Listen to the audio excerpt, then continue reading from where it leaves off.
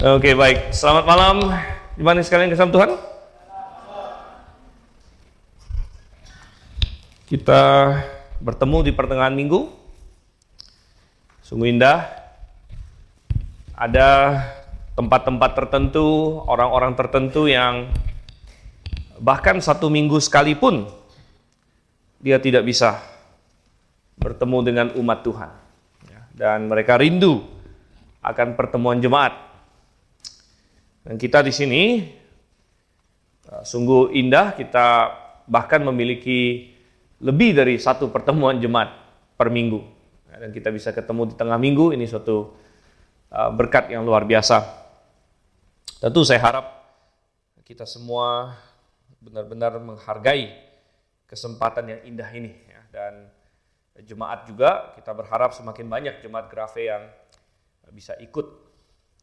Nah, kalau Anda berhalangan datang, ini karena sakit, dan lain sebagainya, Anda mengikuti lewat live streaming, apa boleh buat. Kalau Anda mampu untuk hadir bersama dengan kami, tentu kita melihat itu adalah hal yang paling ideal. Oke, namun kita mau belajar firman Tuhan pada saat ini. Dan beberapa minggu yang lalu, saya ingin melanjutkan di Ayub pasal 38. Jadi beberapa minggu lalu kita sudah melihat pasal ini, tapi kita tidak selesai, kita baru setengahnya. Dan kemudian ada waktu itu bulan lalu juga ada HUT Panti ya, HUT Panti. Jadi kita sempat tidak lanjutkan, tapi kali ini kita mau lanjutkan Ayub pasal 38. Dan sebelum kita menceburkan diri ke dalam firman Tuhan, kita memasukinya, kita ingin berdoa terlebih dahulu, kita minta pertolongan Tuhan. Bapa di surga, kami mengucap syukur untuk kasih setiamu kepada kami. Kami sangat rindu untuk belajar firman-Mu pada saat ini. Kami sangat rindu untuk diajar, dikuatkan, diberikan hikmat Tuhan. Engkau yang kiranya menolong supaya kami memahaminya. Kami berdoa Tuhan dalam nama Yesus Kristus. Amin. Oke, mungkin untuk mengingatkan bagi kita semua bahwa mulai dari pasal 38 ini adalah Tuhan berbicara langsung kepada Ayub. Dan bisa dibilang ini adalah bagian-bagian terpenting dari Ayub itu sendiri, karena ini adalah kata-kata Tuhan langsung kepada Ayub. Di mana beberapa puluh pasal sebelumnya kita melihat Ayub berdebat dengan 3 orang temannya. Perdebatan yang kadang-kadang cukup meletihkan kalau kita baca. Ya, tapi ada poinnya juga. Namun akhirnya di sini Tuhan menjawab Ayub. Tuhan berbicara. Ini yang Ayub inginkan. Dan Tuhan mengabulkan permintaannya. Tuhan langsung berbicara kepada Ayub. Dan judul atau tema kita sebenarnya adalah bahwa Tuhan menegaskan manusia tidak bisa mengatur dunia ini lebih baik daripada Tuhan. Tidak Ayub, tidak kita juga. Saya yakin bahwa kadang-kadang mungkin ada di antara orang Kristen yang berpikir, kenapa situasi saya begini? Dan komplain mungkin, dalam hatinya tidak menerima. Kenapa situasi hidup, kenapa berbagai hal terjadi padanya. Dan itu bisa menuntun kita kepada suatu rasa tidak bersyukur kepada Tuhan. Atau memimpin kita kepada suatu komplain kepada Tuhan. Tuhan, ya, kenapa engkau menaruh aku di situasi seperti ini? Kenapa engkau membiarkan aku di kondisi yang seperti ini? Dan kita bisa komplain kepada Tuhan. Atau ada orang yang komplain kepada Tuhan karena kenapa Tuhan tidak menghukum orang-orang yang kelihatan jahat. Ayub sendiri adalah korban kejahatan. Kita tahu bahwa berapa banyak harta bendanya yang diserang, direbut oleh orang Kasdi, direbut oleh entah perampok-perampok mana lagi. Jadi Ayub juga bisa berpikir bahwa kenapa saya yang mempertahankan kebajikan saya kena musibah seperti ini, sedangkan orang-orang yang berbuat jahat sepertinya baik-baik saja. Nah, ini adalah pertanyaan yang dari zaman ke zaman, saudara-saudara Tuhan. Nah, kalau kita tergoda untuk berpikir seperti itu, maka pasal ini, jawaban Tuhan sangat cocok. Nah, bukan hanya untuk Ayub, tapi untuk kita. Bahwa sebenarnya kita tidak bisa mengatur dunia ini lebih baik daripada Tuhan. Dan Tuhan adalah yang paling berhikmat. Nah, saya sudah mulai membagikan poin-poinnya. Ayat 1 sampai ayat 3 adalah pendahuluan. Lalu ayat 4 sampai dengan ayatnya yang ke ada 7 poin. Ada 7 poin di mana Tuhan menantang Ayub. Apakah engkau cukup berhikmat mengenai masalah ini? Kalau engkau cukup berhikmat, coba kasih tahu. Apakah engkau cukup berhikmat? Dan kalau engkau tidak cukup berhikmat, kenapa kamu berpikir kamu bisa menata keadilan? Mengapa kamu berpikir kamu bisa merancang dunia ini, mengatur dunia ini lebih baik daripada Tuhan? Dan poin-poinnya adalah ada 7 ya, 7P. Nah, sebagian di sini sudah kita lalui, jadi saya tidak akan ulang lagi. Tapi saya akan ajak kita baca saja untuk mengingat. Ya. Coba kita baca mulai dari ayat 1 di sini. Lalu dari dalam badai Tuhan menjawab Ayub, siapakah dia yang mengaburkan rancanganku dengan perkataan-perkataan yang tidak berpengetahuan? Bersiaplah engkau sebagai laki-laki. Aku akan bertanya kepadamu dan engkau harus memberitahu aku. Oke, ini adalah pendahuluan. Kemudian, yang pertama yang Tuhan tantang Ayub ada di ayat 4 sampai dengan ayat yang ke-7, yaitu P yang pertama, yaitu peletakan dasar bumi. Apakah Ayub memahami tentang peletakan dasar bumi? Kan? Di manakah engkau ketika aku meletakkan dasar bumi? Ceritakanlah kalau engkau mempunyai pengertian. Siapakah yang telah menetapkan ukurannya? Bukankah engkau mengetahuinya? Atau siapakah yang telah merentangkan tali pengukur padanya? Di atas apakah alas-alasnya dipancang? Dan siapakah yang memasang batu penjuru? Pada waktu bintang fajar bersorak bersama-sama dan semua anak Allah bersorak-sorai. Jadi Ayub tidak ada waktu Tuhan meletakkan dasar bumi. Tuhan ada. Bahkan ada makhluk-makhluk yang lebih duluan dari Ayub. Contohnya disebut di sini, semua anak Allah, yaitu malaikat-malaikat. Jangankan dibandingkan dengan Tuhan, dibandingkan dengan malaikat saja. Manusia masih kalah dalam hikmat. Karena manusia tidak melihat cara Tuhan menata dunia ini dari awalnya. Oke, itu P yang pertama. P yang kedua adalah ayat 8 sampai dengan ayat 11, yaitu pengekangan laut. Ya, apakah Ayub mampu untuk memberikan batas-batas kepada laut, kepada air, seperti Tuhan lakukan? Ya, tentu Ayub tidak mampu. Nah, Tuhan menyebut hal ini. Coba kita baca lagi ayat 8 sampai ayat 11. Siapa telah membendung laut dengan pintu ketika ia menyembur keluar dari dalam rahim? Ketika aku membuat awan menjadi pakaiannya dan kekelaman menjadi kain bedungnya. Aku menetapkan batasnya dan memasang palang dan pintu. Lalu aku berfirman, sampai di sini engkau boleh datang dan jangan lewat. Disinilah gelombang-gelombangmu yang congkak akan dihentikan. Dan ini berbicara mengenai laut secara fisik. Tetapi kita harus ingat bahwa di dalam Alkitab, laut juga sering dipakai untuk menggambarkan ketidakpastian dunia ini, gejolak dunia ini. Oleh karena itu, di dalam langit baru dan bumi baru nanti tidak ada laut lagi. Jadi, Tuhan bukan hanya berbicara mengenai dunia fisik di sini, tapi bahwa Tuhan mengekang laut yang begitu hebat saja Tuhan kekang, maka bagaimana dengan manusia? Ya, ketidakpastian manusia yang bagaikan laut yang berbuih-buih, ya, dengan segala aktivitas manusia dan kejahatan manusia di dalamnya, itu pun ada batasnya yang Tuhan berikan. Oke, itu adalah P yang kedua. Ada peletakan dasar, kemudian pengekangan laut. Kemudian P yang ketiga, nah, kalau Anda ingat ya, ini sudah kita lalui sebenarnya. Ayat 12 sampai ayat 15 adalah perubahan bumi. Apakah Ayub mampu untuk mengatur perubahan bumi, perubahan musim, perubahan bahkan hari demi hari, siklus siang dan malam dan lain sebagainya? Apakah Ayub mampu mengatur itu?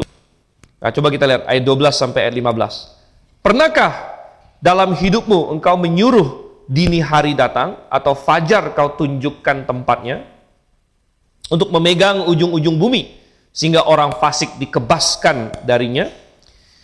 Bumi itu berubah seperti tanah liat yang dimeteraikan, segala sesuatu berwarna seperti kain.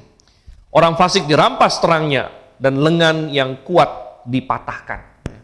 Jadi Tuhan berkata bahwa di bumi ini Tuhan telah menentukan siklus waktu. Ya, dari malam kemudian akan muncul fajar. Apakah Ayub yang membuat itu? Apakah Ayub yang mampu? Dan saya sudah bahas di kali yang lalu bahwa kebanyakan orang fasik bekerja pada malam hari. Tuhan mendatangkan terang, mendatangkan pagi, mendatangkan fajar kepada mereka, yang bagaikan mengebaskan mereka dari tempat mereka. Ya, jadi di sini juga ada suatu nasihat Tuhan kepada Ayub bahwa kalau sekarang masih dalam malam hidupmu, kalau kamu masih dalam fase gelap, kamu merasa kamu menderita dan kamu tertindas, jangan khawatir karena fajar dari Tuhan akan datang. Ini yang Tuhan ingin berikan kepada Ayub maupun kita semua.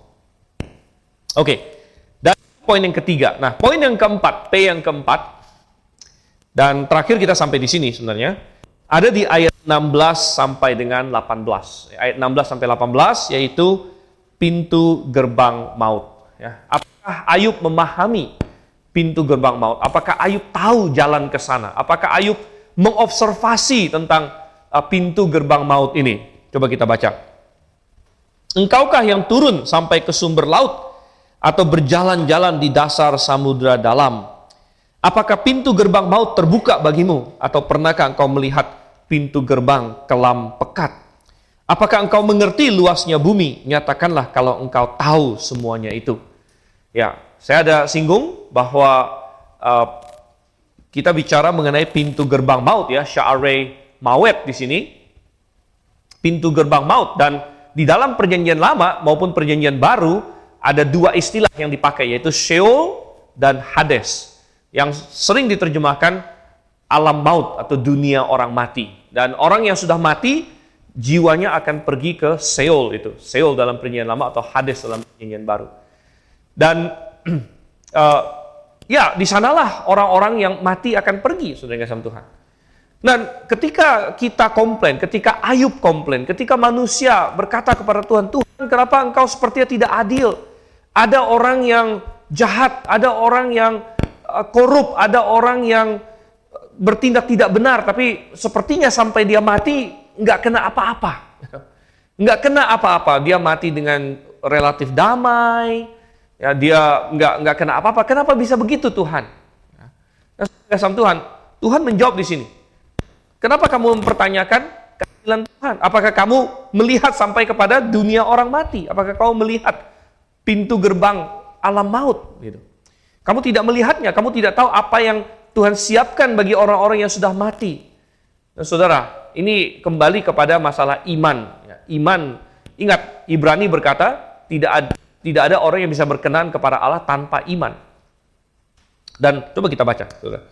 Ini penting ayat. Ibrani pasalnya yang ke-11. Ibrani pasalnya yang ke-11. Kita lihat ayatnya yang ke-6. Ibrani 11 ayat yang ke-6. Namun tanpa iman tidak mungkin orang berkenan kepada Allah. Sebab siapa yang datang kepada Allah, ia harus percaya bahwa Allah ada dan bahwa Allah memberi upah kepada orang yang sungguh-sungguh mencari Dia. Saudara, menarik sekali bahwa tanpa iman kita tidak bisa berkenan pada Allah. Tapi iman itu minimal ada dua yang disebut di sini. Satu, harus percaya Allah eksis. Allah ada. Ini kontra ateisme. Tapi kalau Anda sudah percaya Allah ada, maka tidak mungkin terlepas dari konklusi berikutnya bahwa kalau Allah ada, maka kita akan memberikan pertanggungjawaban kepada Allah setelah kita mati. Oleh karena itu dilanjutkan di sini kan, ia harus percaya bahwa Allah ada dan bahwa Allah memberi upah kepada orang yang sungguh-sungguh mencari Dia. Ya, bahwa akan ada pertanggungan jawab, ada hadiah, ada upah bagi orang-orang yang mencari Tuhan, dan sebaliknya berarti pasti ada hukuman bagi mereka yang menentang Tuhan, memberontak kepada Tuhan. Ini satu paket. Oleh karena itu, orang yang tidak mau bertanggung jawab kepada Tuhan, orang yang tidak mau memikirkan bahwa kalau mati nanti saya harus bertanggung jawab, saya akan entah dikasih upah atau saya akan dihukum. Kalau dia tidak mau memikirkan ini, maka dia pasti akan ujung-ujungnya menyangkal keberadaan Allah juga. Karena ini satu paket. Kalau kita percaya Allah ada, kita harus percaya bahwa Allah akan memberi upah atau memberi hukuman. Tapi kalau kita tidak mau mikirin masalah hukuman dan upah, maka kita ujung-ujungnya didorong kepada suatu posisi bahwa saya juga tidak mau memikirkan ada atau tidak ada Allah. Dan kalau tidak ada Allah lebih bagus lagi. Ada seorang penyanyi terkenal, saya lupa Saya nggak begitu tahu namanya. Karena ini dari era sebelum saya sebenarnya. Kalau nggak salah John Lennon atau apa gitu ya. Saya juga nggak tahu. Dia menyanyikan lagu judulnya Imagine atau apa. Ya, mungkin levelnya Pak Suentol yang lebih tahu ya. Ini udah di luar zaman saya sepertinya. Imagine, lalu dia bilang apa? Imagine there is no heaven above, there is no hell below, katanya. Ya.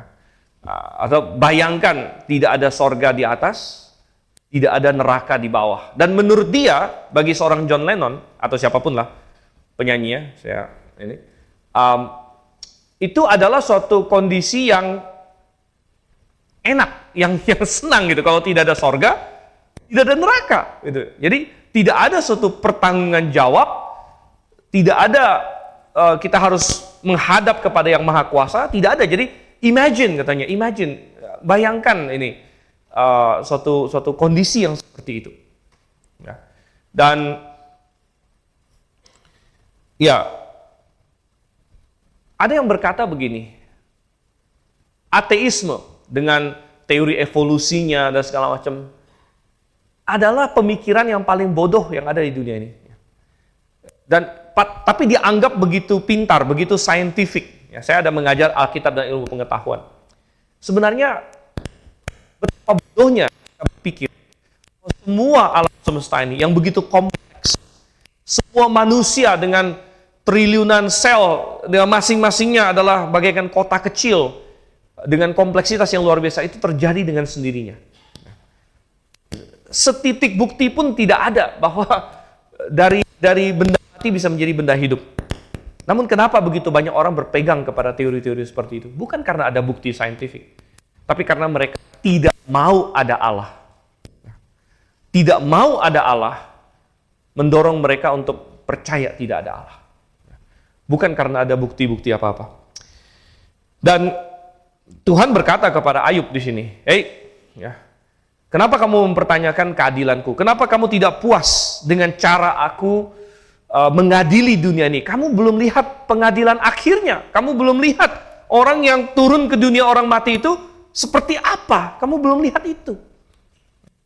Jadi jangan mempertanyakan keadilan Tuhan kalau kita belum lihat penghakiman akhir. Oke, itu adalah P yang berapa tadi? Keempat ya. Sekarang kita masuk kepada P yang kelima. P yang kelima ada di ayat 19 sampai ayat 21. Ini ya. Ini berbicara mengenai perilaku terang dan gelap. Ya, perilaku terang dan gelap. Di manakah jalan ke tempat kediaman terang, dan di manakah tempat tinggal kegelapan, sehingga kau dapat mengantarnya ke daerahnya dan mengetahui jalan-jalan ke rumahnya. Tentu engkau mengenalnya, karena ketika itu engkau telah lahir dan jumlah hari-harimu sudah banyak. Ya, ayat 21 adalah semacam sindiran dari Tuhan. Ya. Ayub, kamu kan sudah tua, gitu kan? Mestinya kamu tahu hal ini. Ini adalah perilaku terang dan gelap. Dan terang dan kegelapan adalah salah satu misteri di dalam dunia fisika bahkan. Ya. Tetapi Tuhan ingin berkata bahwa, hei Ayub, kalau mengenai terang dan gelap yang fisik saja, kamu belum tuntas paham, bagaimana kamu bisa menggugat Tuhan masalah terang dan gelap moral? Bagaimana kita bisa menggugat Tuhan, Tuhan engkau kurang adil, Tuhan engkau kurang baik, ya, engkau kurang terang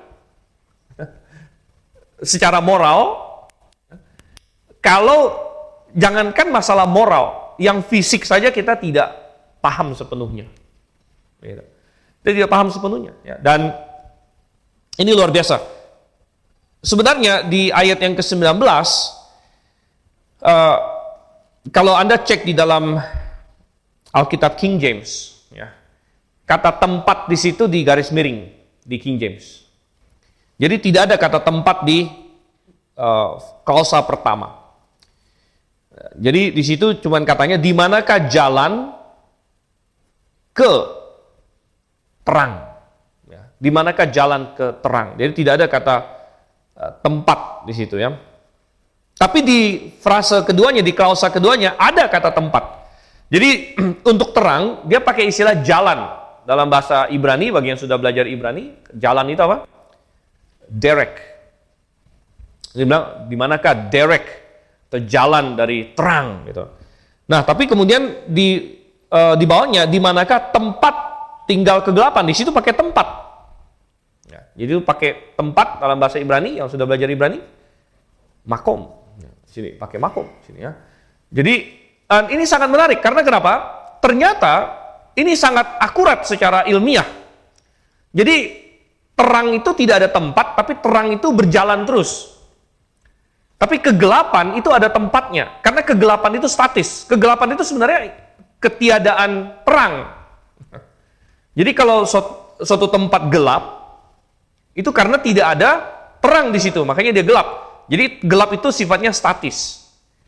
Tapi ternyata terang itu tidak ada tempatnya.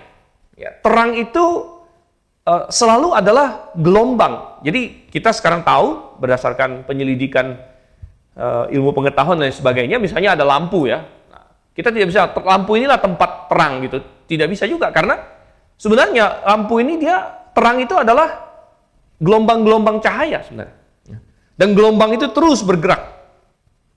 Ya, sehingga luar biasa di sini ya, dikatakan di manakah jalan terang. Ya. Tapi di manakah tempat gelap. Jadi Tuhan tidak membuat kesalahan, ditukar-tukar misalnya, di manakah tempat terang dan jalan gelap, gitu nggak ada. Tuhan tidak bilang seperti itu. Ya. Tapi secara saintifik sangat luar biasa di sini. Dan kita berkata, oke, tapi kan kita sudah paham hal itu hari ini. Benar, tapi mengenai terang itu tetap ada misterinya. Tetap ada misterinya. Bahkan sampai sekarang pun masih ada misteri. Misalnya, yang sampai sekarang diajarkan adalah terang itu partikel atau gelombang. Nah, ini kita bicara mengenai fisika ya, bagi yang pernah belajar fisika. Terang itu partikel atau gelombang. Jadi di abad-abad dulu diperdebatkan oleh tokoh-tokoh besar, Newton, Maxwell dan segala macam yang lain. Terang itu adalah gelombang atau partikel. Namun ternyata jawabannya dua-duanya. Dan itu membingungkan, kok bisa dua-duanya? Sepertinya tidak masuk akal. Sampai sekarang juga masih bingung orang. Terang itu adalah gelombang sekaligus partikel. Ya, tapi Tuhan ingin menekankan bahwa kalau mengenai terang dan gelap fisik saja, masih ada misteri bagi manusia.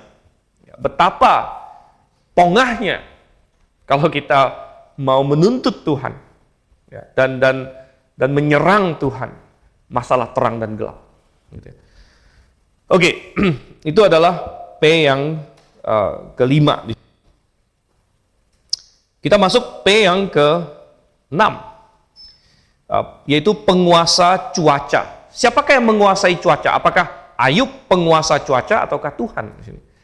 Dan kita lihat itu dari ayat 22 sampai dengan ayat yang ke-30, penguasa cuaca. Apakah engkau telah masuk sampai ke perbendaharaan salju atau melihat perbendaharaan hujan es yang kusimpan untuk masa kesesakan, untuk waktu pertempuran dan peperangan? Di manakah jalan ke tempat terang berpencar, ke tempat angin timur tersebar di atas bumi? Siapakah yang menggali saluran bagi hujan deras dan jalan bagi kilat guruh, untuk memberi hujan ke atas tanah di mana tak ada orang, ke atas padang tandus di mana tak ada manusia, untuk mengenyangkan gurun dan belantara dan menumbuhkan tunas-tunas rumput muda? Apakah hujan itu berayah? Atau siapakah yang menyebabkan lahirnya tetesan embun? Dari dalam kandungan siapakah keluar air beku dan embun beku di langit? Siapakah yang melahirkannya? Air membeku seperti batu dan permukaan samudra dalam mengeras. Oke, di sini ada berbagai fenomena cuaca yang Tuhan sebutkan di sini ya. Ada banyak yang kita di Indonesia jarang lihat karena kita di negara tropis. Jadi kalau hujan es segala macam itu jarang-jarang bagi kita ya, mungkin tidak pernah. Tapi Tuhan sebut ini. Ini adalah fenomena yang terjadi di dunia dan Tuhan berkuasa atas itu semua. Dan Tuhan bertanya kepada Ayub, Ayub, apakah engkau mengendalikan semua itu? Tentu tidak. Bahkan pada zaman Ayub, banyak fenomena ini belum terlalu dipahami. Nah, hari ini kita sudah memahami lebih tentunya. Tapi nanti saya akan bicara mengenai poin itu juga. Tetapi intinya adalah kita tidak mengendalikannya tentunya. Dan Tuhan berkata bahwa, Aku sudah mempersiapkan hal-hal yang spesifik. Coba kita lihat misalnya di sini ayat 22 dan 23 ya. Apakah engkau telah masuk sampai ke perbendaharaan salju atau melihat perbendaharaan hujan es? Yang kusimpan untuk masa kesesakan, untuk waktu pertempuran dan peperangan. Dan di sini kita menjadi tahu bahwa apa yang terjadi di dunia ini sebenarnya bukanlah kebetulan. Bukan kebetulan. Tidak ada hal yang benar-benar kebetulan. Tapi semuanya ada di dalam perizinan Tuhan. Ini yang Tuhan Yesus katakan ketika dia berkata kepada seseorang, sehelai rambutmu pun tidak akan jatuh di luar pengetahuan Tuhan. Atau ketika Tuhan berkata, bukankah 5 ekor burung dijual 2 duit, tapi tidak ada 1 ekor pun yang jatuh tanpa, sekali lagi, pengetahuan atau perizinan dari Tuhan. Nah, saudara yang kasih Tuhan, tidak ada yang adalah suatu kebetulan, termasuk cuaca bahkan. Termasuk cuaca. Ya, sehingga Tuhan bilang, aku sudah siapkan untuk saat-saat yang spesifik. Untuk waktu peperangan, untuk waktu kesesakan. Saya jadi teringat ketika membaca ini. Satu insiden, coba kita buka dalam Yosua. Yosua pasalnya yang ke-10. Kapan Tuhan persiapkan hujan es atau hujan batu untuk hari peperangan? Dan di Yosua pasal 10, di sini Israel berperang melawan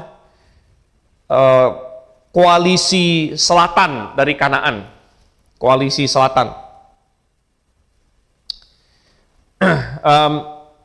Kita baca dari ayat 9, Yosua 10 ayat 9. Lalu Yosua menyerang mereka dengan tiba-tiba. Ini orang-orang Kanaan yang di sebelah selatan ya. Setelah semalaman bergerak maju dari Gilgal, Tuhan membuat mereka kocar-kacir di hadapan orang Israel, mengalahkan mereka dengan dahsyat di Gibeon. Orang Israel mengejar mereka ke arah lereng Bet Horon dan memukul mereka mundur sampai dekat Azeka dan Makeda. Ketika mereka sedang melarikan diri dari hadapan orang Israel dan sampai di jalan turun di Bet Horon, Tuhan menghujani mereka dengan batu-batu besar dari langit sampai Azeka, sehingga tewaslah mereka. Lebih banyak yang tewas karena hujan batu es itu daripada yang ditewaskan oleh orang Israel dengan pedang. Saudara, kitab Yosua dan peristiwa yang terjadi di Yosua ini adalah setelah Ayub. Ya, Ayub kan sekitar zaman Abraham. Jadi waktu Tuhan bilang sama Ayub, "Hei, Ayub, aku punya perbendaharaan hujan es yang aku siapkan untuk hari pertempuran." Ya, salah satu yang Tuhan maksud adalah di zaman Yosua itu. Begitu. Dan mungkin orang-orang Kanaan yang sedang melarikan diri dari orang Israel itu berpikir, sial banget kita. Ya. Sedang dalam pertempuran, sedang lari, tiba-tiba kena hujan es, seperti jatuh tertimpa tangga pula. Begitu. Tapi sekali lagi ingat, bahwa Tuhan mengaturnya rupanya.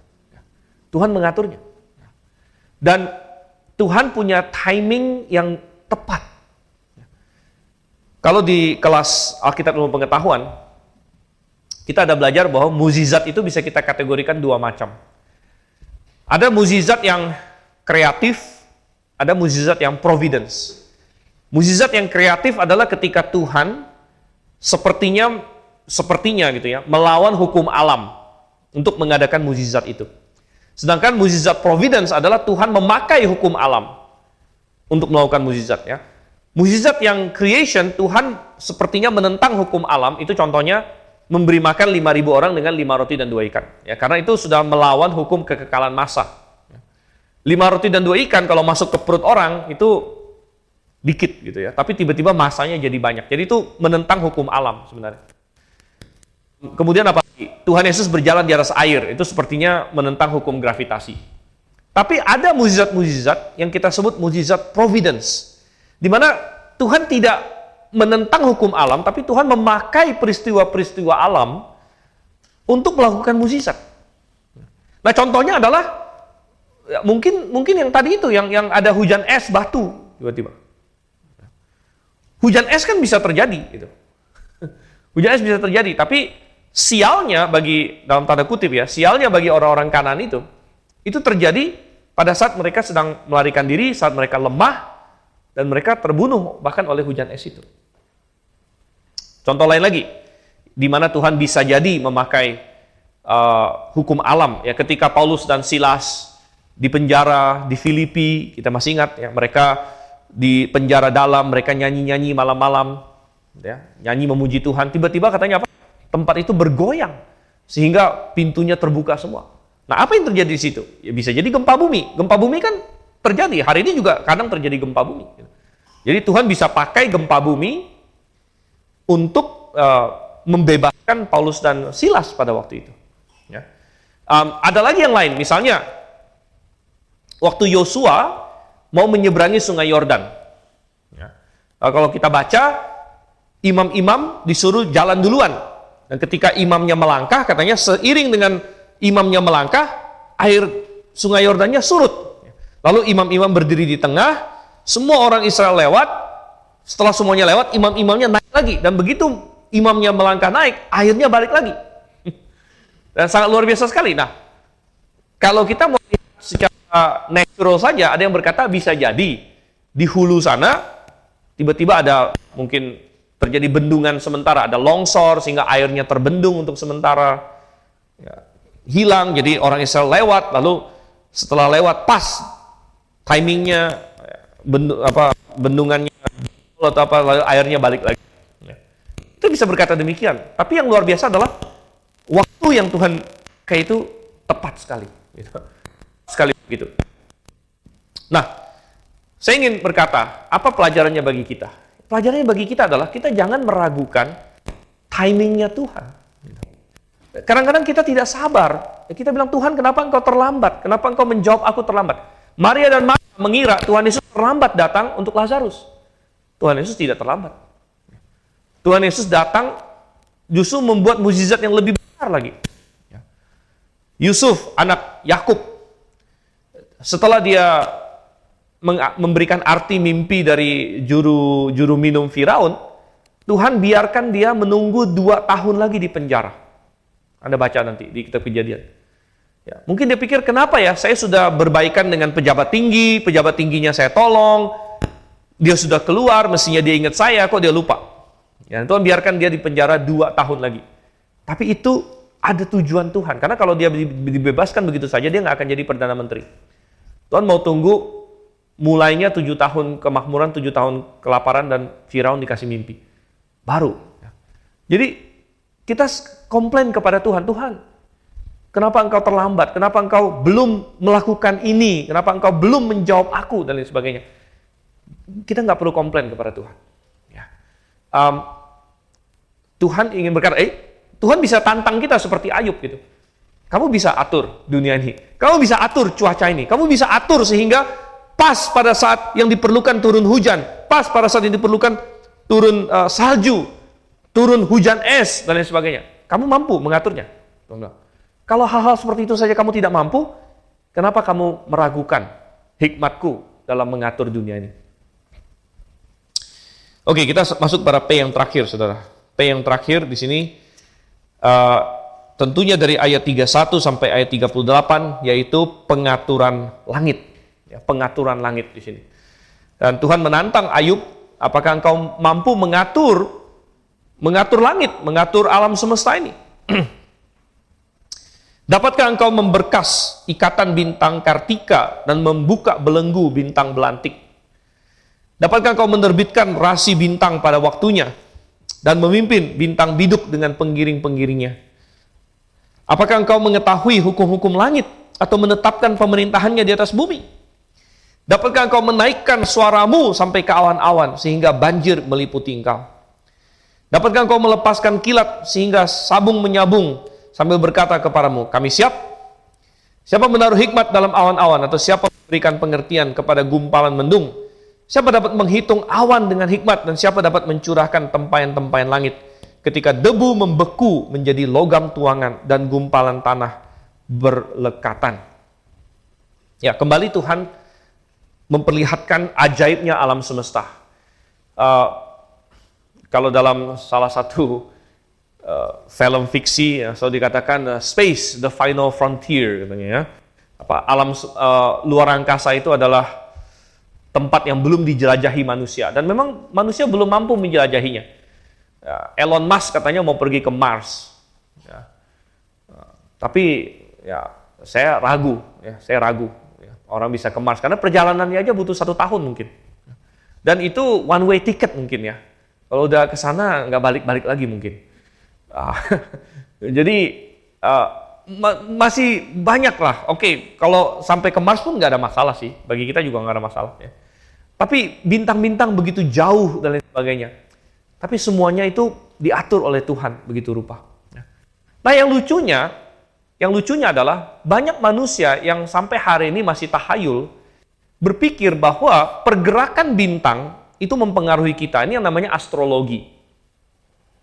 Manusia berpikir bahwa bintang mempengaruhi manusia. Astrologi, bintang saat kita lahir. Ya. Wah, jadi banyak ya, di banyak budaya, termasuk orang Tionghoa juga.